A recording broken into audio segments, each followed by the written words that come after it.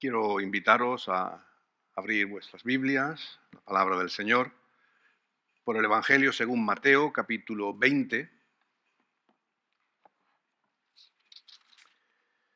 versículos 1 al 16.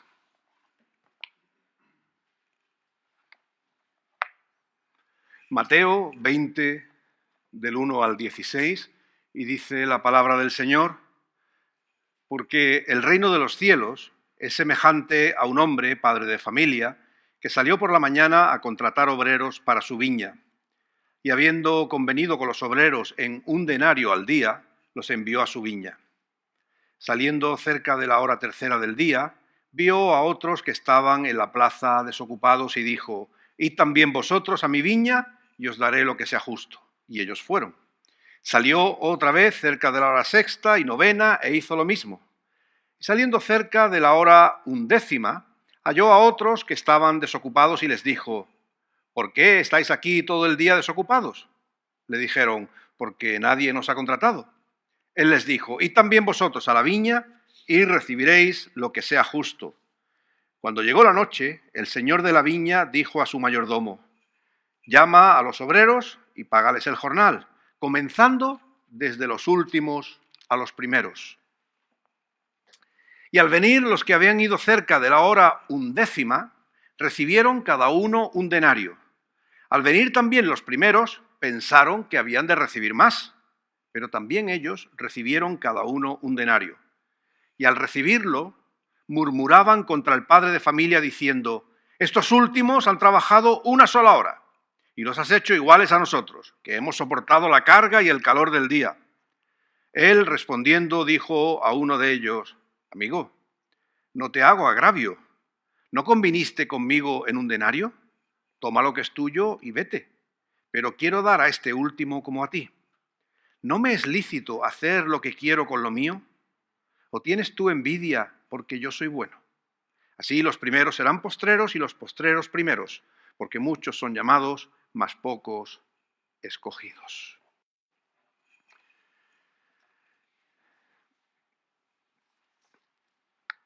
Nos encontramos con una parábola, las que conocemos como parábolas del reino, porque su meta, su propósito, es presentarnos el carácter, la identidad del reino de Dios. De hecho, así comienza el texto, ¿verdad? Dice: el reino de los cielos es semejante a. Por tanto, lo que quiere es introducirnos en una visión, una perspectiva de lo que es el reino de Dios. Es una parábola que viene precedida por 2 historias que me vais a permitir que las cite, porque creo que nos puede ayudar a entender todavía más la enseñanza de este pasaje. Previo a que Jesús hable acerca de esta parábola, ha tenido ese encuentro en que la gente, los padres, le traían los niños a él y él los bendecía, y les dijo que de esos niños, inocentes, frágiles, sin realmente capacidad de nada por sí mismos, ¿verdad? Pues de ellos era el reino de los cielos. Qué interesante, ¿verdad? Después de esta historia viene el relato del que conocemos como el joven rico. Alguien que se presenta delante de Dios, de Jesús, el Hijo de Dios, también con pretensiones acerca de la vida eterna, en definitiva, del reinado de Dios.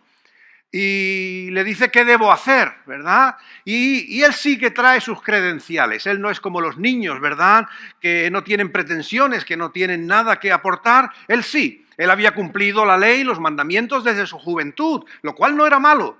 Pero el tema se centraba en él, en lo que él aportaba, en lo que él podía hacer, ¿verdad? Y el Señor Jesús le dice: bien está, te falta una cosa. Vende lo que tienes y ayuda a tu prójimo. Y ahí ya no. Ahí ya este hombre sabemos que era capaz, como hemos mencionado, de cumplir la ley, pero no era capaz de ayudar a su prójimo. Y estas 2 historias, ¿verdad? La de los niños sin nada que poder aportar, sin pretensiones en sí mismos, siendo ellos herederos del reino de los cielos, y este hombre principal con toda su religiosidad, con toda su cumplimiento de la ley, con todo lo que podía humanamente, pensaba él, aportar, pues que vemos que se frustra su intento cuando no es capaz de ayudar a su prójimo. Y creo que son dos historias que van abriendo un poco la idea, el camino acerca de la parábola que vamos a meditar en esta tarde. Es una parábola muy curiosa, es singular, solo la cita Mateo. Este es un texto que no comparte ningún otro evangelista. Ya recordáis, ¿verdad?, que muchos de los pasajes, evidentemente, del ministerio de Jesús, de sus enseñanzas, pues los encontramos referidos en los otros evangelios.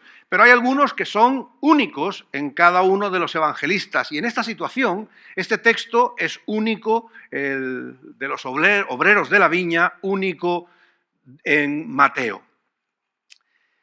Es una parábola, no es una historia real, pero ya sabéis que las parábolas, por más que ficticias, no son historias que no tienen una correspondencia con la realidad. Es decir, que son ejemplos tomados de la vida cotidiana que, si bien los personajes a lo mejor no los podíamos identificar por nombre y apellido, pero todos los que escuchaban las parábolas reconocían las historias, porque eran historias tomadas de la vida moderna. Si Jesús hubiese vivido en nuestro tiempo, pues seguramente hubiese hablado de ordenadores, hubiera hablado de las series de Netflix y hubiera hablado seguramente pues de la comida del McDonald's y del Burger King. Es decir, hubiera tomado pues los temas cotidianos de la vida diaria, ¿verdad? Pues en este texto el Señor Jesús está hablando a gente de campo, es una sociedad, la de su tiempo, una sociedad agrícola, y está hablando de la cosecha.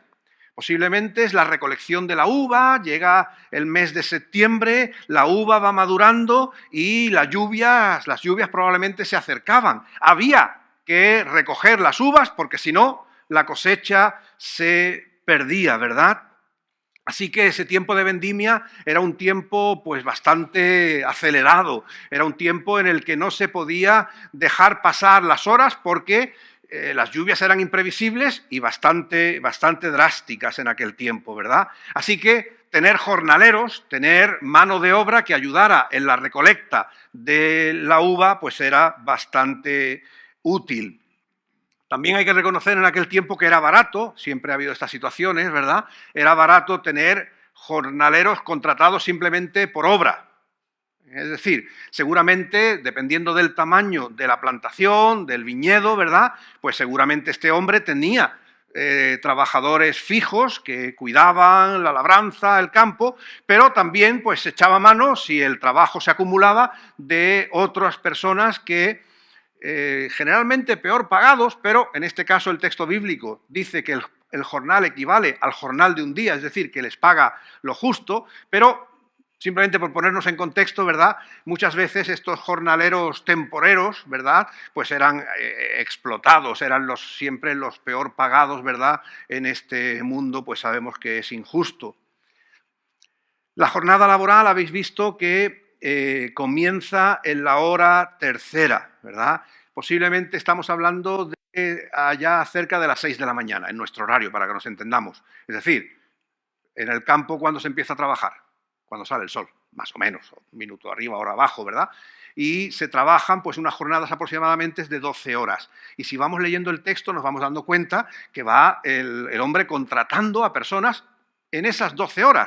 Eso, lo sorprendente es que a los últimos que contrata, los contrata en la hora 11, en la hora 11ª. Es decir, cuando queda una hora. Obviamente iban a tardar más en llegar que en ponerse a trabajar. Pero bueno, es una parábola. Seguimos entendiendo que es un ejemplo que el Señor usa para poder transmitir un mensaje. Así que tenemos pues toda esa variedad de personas que se van sumando al trabajo en momentos diferentes del día. Los últimos, los de la hora 11ª, bueno, llamaría mucho la atención, no me voy a extender en ello, ¿verdad?, cómo los diferentes biblistas, los comentaristas los califican. A veces son personas que quizás pues tienen su pequeño trozo de tierra, han estado buena parte del día trabajando su propia tierra, pero como nunca un jornal extra venía de más, ¿verdad?, pues terminado quizás en su pequeño trocito de tierra, se ofrecían para poder seguir echando unas horas en el trabajo, en la tierra de alguien que tuviera más. Es decir, todos sabemos, ¿verdad?, lo que eran las horas extras, lo sabemos. Anoche, permitidme el comentario, anoche venían a casa, estaban celebrando un cumpleaños en el edificio y traían unas pizzas a las 11 de la noche y el vehículo en el que traía era de RV, uno de estos de reparto y tal, diciendo, bueno, este hombre se ha hecho todo el día repartiendo paquetes y por la noche pues también reparte algunas pizzas, ¿qué vamos a hacer? ¿Qué te cuento, verdad, Juan Carlos? ¿Verdad? Lo que es echar horas, ¿verdad? Bueno, pues también pasaba en aquel tiempo, que había que suplementar, ¿vale? Pero otros piensan que quizás, y bueno, que estos de la hora undécima eran los flojos del pueblo. Es decir, gente que más bien tiraban a ser ociosos, ¿vale? Y por eso les sorprende, ¿cómo? Que estamos en vendimia, que estamos en tiempo de faena. ¿Cómo es que vosotros no os llama nadie? ¿Vale? Dice, no, es que nadie ha venido a llamarnos. Bueno, nos puede valer para lo que es la interpretación del texto, tanto los que han sido dejados hasta lo último, e incluso aquellos que pudieran parecer ociosos también nos pueden servir para ver el mensaje que el Señor quiere traer hacia cada uno de los que escuchan su palabra. El caso, y terminando de ponernos en el contexto del pasaje, el texto dice que el jornal se pagaba al final del día. Eso era lo habitual, se cobraba al día. Terminabas el trabajo y te daban, en este caso, un denario. Que un denario era el equivalente a lo que se necesitaba para el día. Es decir, el que había trabajado ese día ya se había garantizado que había comida en casa para el día siguiente. La vida en aquel tiempo era complicada, difícil, y conseguir un jornal pues permitía un día más, lo cual podéis imaginar que no era poca cosa. Hasta aquí todo normal. Es una parábola, como decía al principio, que está fundamentada en la vida cotidiana. Todos los que escuchaban entendían. Seguro que alguno podía decir, ese soy yo. No el de la hora última, eso no lo diría ninguno, ¿verdad? Pero ese soy yo. A mí también me han venido a buscar, yo también he tenido que trabajar. Es decir, Jesús trabajaba con lo cotidiano, con lo familiar de la gente, para que entendieran claramente el mensaje que iba a transmitir. Lo que hay de chocante, lo llamativo en la historia, es que cuando empieza a pagar, el amo le dice a su administrador, le dice, empieza por los últimos. Bueno, ya está, hay que pagarle, pues si empezar por el primero o por el último, venga, empezamos. Y al último le da un denario, es decir, el jornal propio de un día de trabajo. Al que ha trabajado 9 horas le da un denario y tal, hasta que llega al que ha trabajado todo el día. ¿Y qué piensa el que ha trabajado todo el día? Vamos a ver, si este que ha trabajado 1 hora le ha dado el jornal de un día, yo que he estado 12, ¿cuánto no me va a pagar? Seguro que estaba ya alguno diciendo, bueno, ya hemos hecho la semana. Sin embargo, recibe también un denario. Bueno, dice el texto que empezaron a murmurar los que habían recibido esta cuantía, ¿verdad?, porque esperaban ellos otra cosa. Y lo interesante, y ahí es donde va a ir la enseñanza de esta parábola, es que el dueño, el terrateniente, el dueño de las tierras que ha contratado, aparece, ya no es el administrador el que está ahí hablándoles, sino que es el dueño y les dice, vamos a ver, yo que he pactado contigo. Yo te dije que si trabajabas todo el día te daría un denario. ¿En qué te he engañado? ¿No es eso lo que habíamos hablado? Toma tu dinero y sigue adelante, ¿verdad? Bueno, seguro que nosotros, y si alguien no lo hace, que levante la mano y le aplaudimos los demás, porque todos nosotros seríamos el de las 12 horas y pondríamos el grito en el cielo. Pero vamos a ver, ¿qué negocio hemos hecho? ¿Todo el día trabajando para que me pagues igual que el flojo este último? Vamos, hasta aquí podíamos llegar. Reacciones como esas son las más suaves. ¿A que sí? Porque ninguno, todos, vamos, lo primero que haríamos es, yo voy a llamar al sindicato, ¿vale? Porque se ha vulnerado nuestro derecho, ¿vale? Esa sería la reacción, vamos a decir, más lógica, más natural, ¿verdad? No es justo, sería la expresión que utilizaríamos. Claro, algunos han querido hacer de menos a la parábola, ¿verdad? Leyéndolas como si fuera un sindicalista leyendo un contrato laboral. No es ese el propósito. Como decía al principio, es una parábola, es una ilustración de la vida en la que no se está a cada palabra, a cada término sopesando su legalidad, su idoneidad, sino que se crea para provocar un efecto y poner el énfasis donde aquel que dice la parábola, en este caso el Señor Jesús, quiere centrarse, ¿verdad? Y aquí, la parábola, primero, quiere dejar claro que Dios es Dios de justicia. Cuidado. El dueño de la tierra dice, no te he dado lo que es justo.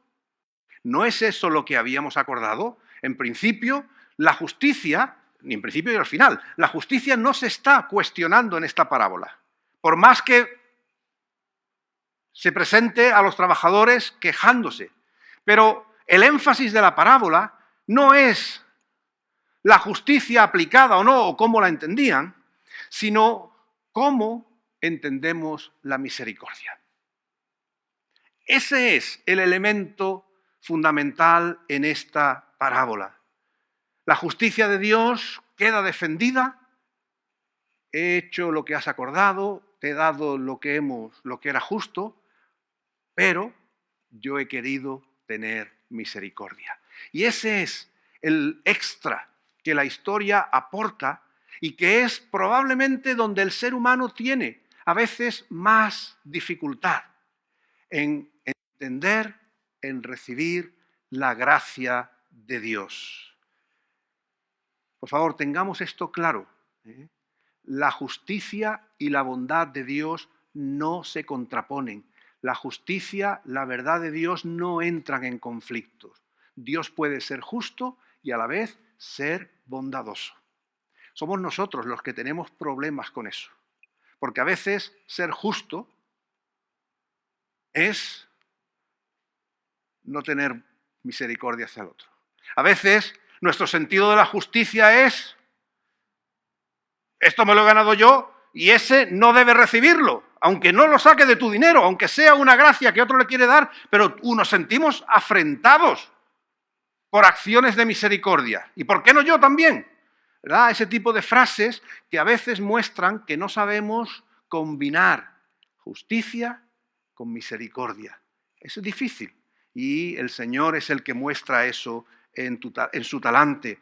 La parábola nos recuerda, enfatiza, que el sistema de valores sobre el que se fundamenta nuestra sociedad se ve alterado. Fue en el tiempo de Jesús y también en el nuestro. Los valores sociales se ven alterados por la irrupción, por la entrada del reino de Dios y sus valores. Dios no niega la justicia, Dios no la excluye, Dios es justo, pero acude también a los que le necesitan, acude a los pecadores. La parábola ha definido al terrateniente como bueno y justo. Es justo según lo esperado, pero es bueno sin obligación de serlo. Y creo que eso es un elemento importante en esta parábola. Y esa es la justicia verdadera.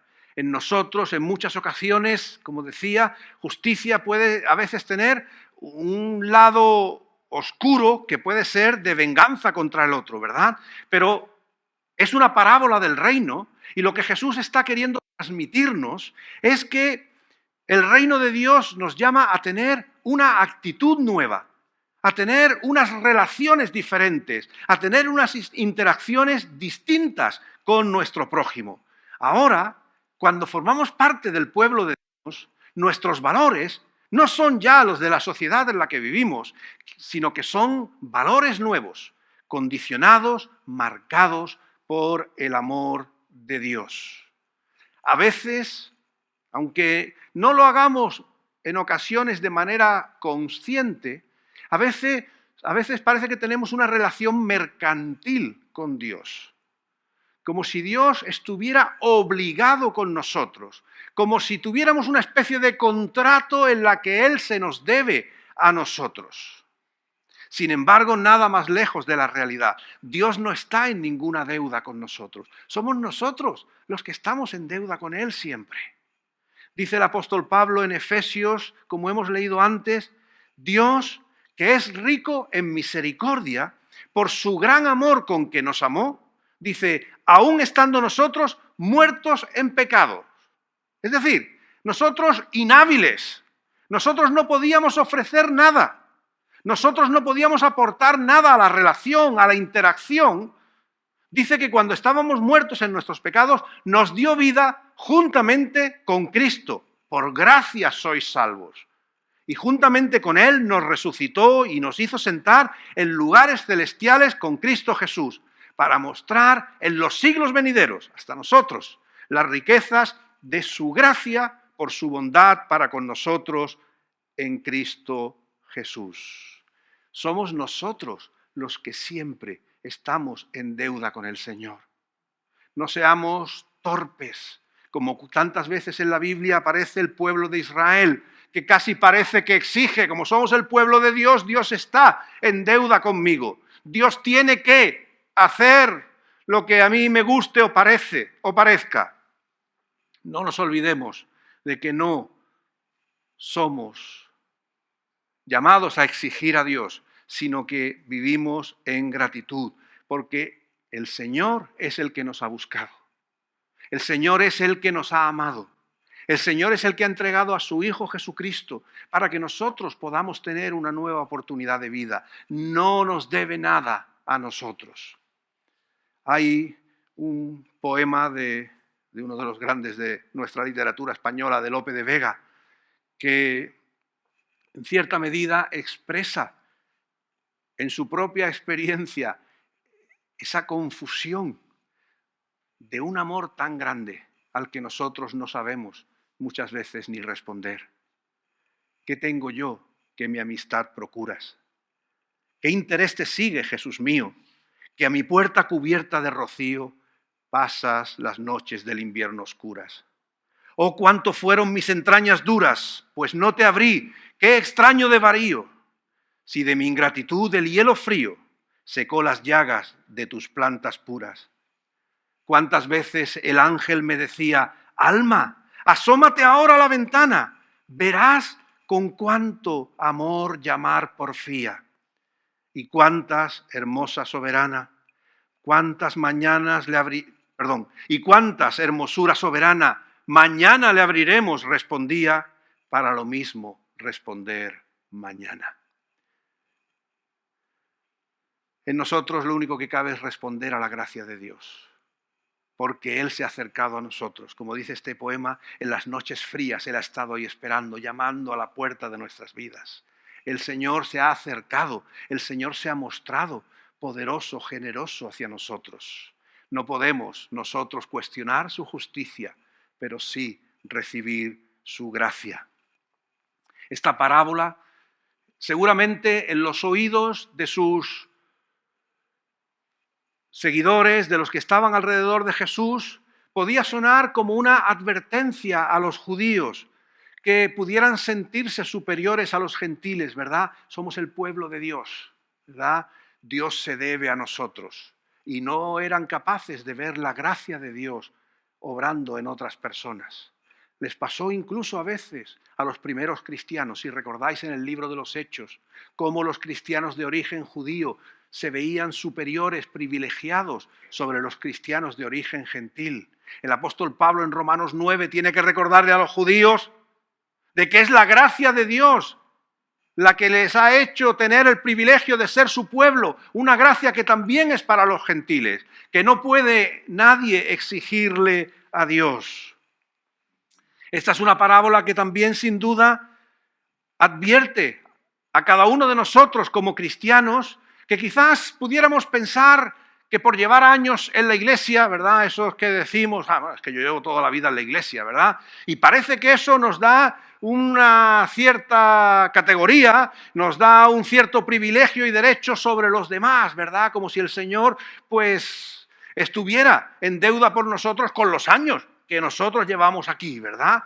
Y a veces hay esas inercias que no sabemos distinguir, que aún y en nuestros años de seguimiento del Señor sigue siendo la gracia, su gracia la que nos sostiene, es su gracia la que nos hace estar donde estamos, llevemos 40 años o estemos viniendo a la iglesia por primera vez. La gracia del Señor es la que nos sostiene, no ningún mérito nuestro. La gracia es inmerecida. La bondad de Dios no es por nada que nosotros hayamos hecho o logrado. Por eso es una gracia que llega a todos sin distinción. De ahí en la parábola que todos recibían lo mismo, unos en buena justicia, pero todos lo mismo, movidos por la gracia de Dios. Es lo que la parábola quiere transmitir. La gracia de Dios no hace distinciones en el hecho de que tú seas joven o seas ya una persona adulta.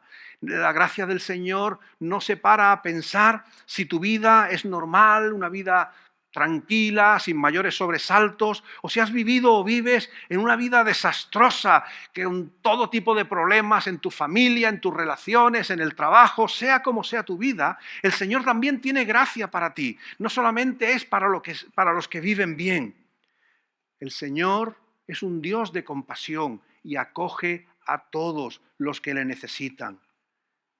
Sea cual sea tu situación vital, el Señor te acoge. El Señor no te da de lado. Es más, si miramos y atendemos a la parábola, quizás alguno de nosotros se pueda sentir, se pueda identificar como uno de los jornaleros de la última hora, de aquellos que al final del día fueron llamados. Porque a veces podemos estar viviendo situaciones que nos sintamos así, ser los últimos de la fila, ¿verdad? Porque quizás no hay trabajo, porque quizás la enfermedad castiga nuestras vidas, porque a veces las relaciones que vivimos en casa, en el trabajo, con los vecinos, pues son un desastre, no tenemos paz, al final nos sentimos realmente los últimos de todo. Pues aún en esa situación, el Señor te mira con favor. La gracia del Señor tiene una mano tendida para ti. Tiene siempre una nueva oportunidad. Tiene perdón para tus pecados. Tiene sanidad para tus heridas. Tiene consuelo para tus tristezas. Tiene propósito para tu vida que quizás en este momento no tenga rumbo. El Señor siempre tiene lugar para cada uno de nosotros. Vivimos y somos lo que somos por la gracia de Dios. No debemos nunca, los creyentes, olvidar esto. Ninguno podemos caer en el terrible error de pensar que tenemos ningún mérito delante de nuestro Dios o que hemos hecho suficiente para obligarse Dios con nosotros. Es su gracia la que nos mira con favor. Es por su gracia que Dios se acerca a nosotros, que nos perdona, que nos restaura, que nos da una nueva oportunidad, que nos da la vida eterna. Por eso debemos nosotros mirar siempre al Señor, recibir su amor y mirar a nuestro prójimo con esa misma generosidad. El Señor es justo, pero el Señor es misericordioso.